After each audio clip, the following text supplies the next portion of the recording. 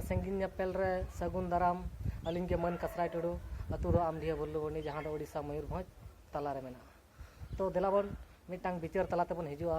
जहां दो अबो समाज रे नितो नेलोक कना बढ़ती खना बढ़ती ओना समाज तला रे बढ़ती प्रभाव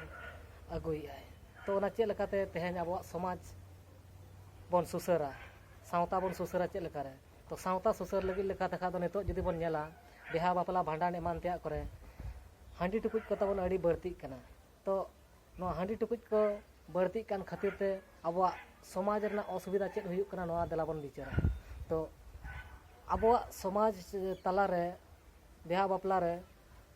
अड़ी बढ़ती बढ़ती हांडी टुकुज हुयुक कना जे मिटांग आसामी 10-15 टुकुज एमोक कना सलाते आरो पेड़ा पढ़ा को नेवता कना उनको पेड़ा को हांडी टुकुज को अगुइया तो हांडी टुकुज को अगुइया ताले का तो नुना ढेर ओडे हांडी कना जे माने हांडी टुकुज तेगे पेरेजो कना हांडी न्यूते माझी को बुल तोहेलो कना को हानी हानते रे घोलटाव को करा नई हानते रे घोलटाव को करा मेनखान ओना आको कमी जहां ओना कमी हो ठीक धराते बाको तोराव दाड़ा कना तो कमी को ठीक धराते बांग तोराब कान बिदल रे यदि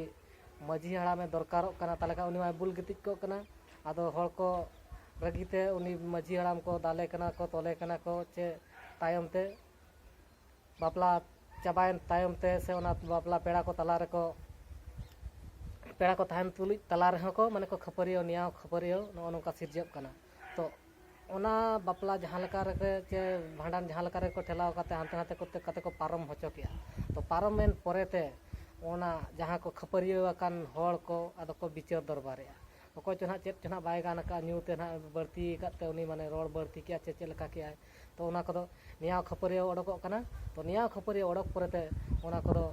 तायम उनको जहां ना को नियाव खपरियो कना उनको को जुरी बनाय कामा आपे दो नुनो एमो पे ननो एमो पे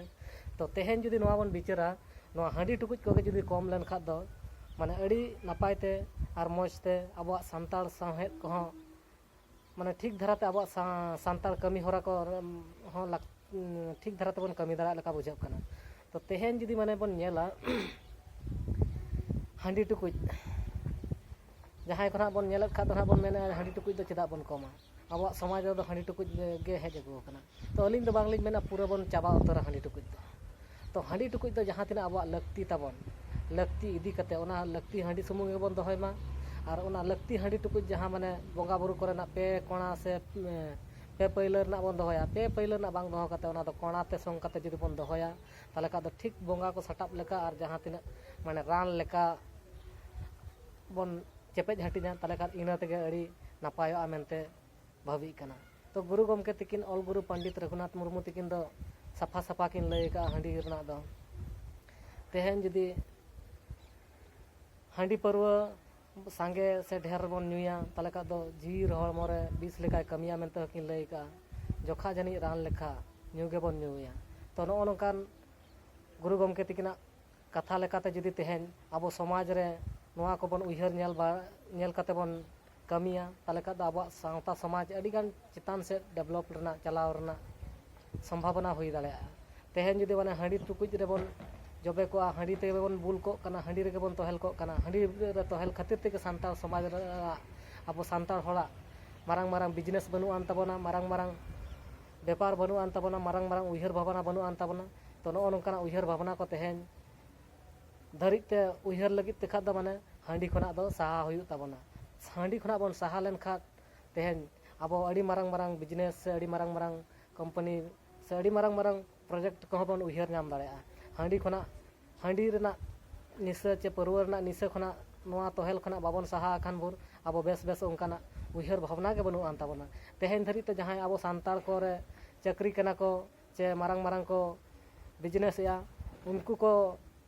को बुझाव दाड़ा कान गया पाले उनको को हांडी परवर बाको तोहेला कना हांडी परवर बाको तोहेला कान खातिर ते उनको मारंग मारंग बिजनेस ते को सेटर दाड़ा का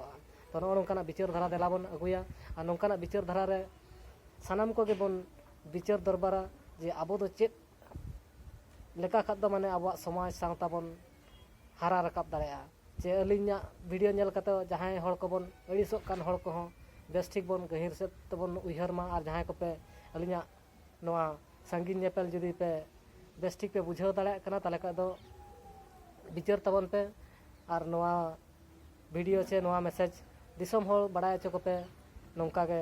आबोआ सावता समाज डेवलप लगी देलाबन गड़ो सपोहदोआ आबोआ कमी रे चेद लेका खाद दो माने आबो बन लाहा तबन चला नोआ बन विचार दरबार कते देलाबन सानाम को गे मा एनखान अलिन पाहटा से खान लासार हेड गुण मनाव जोहार अलिन गे उड़ीसा मयूरभंज खना सानाम को गे मुचेद जोहार।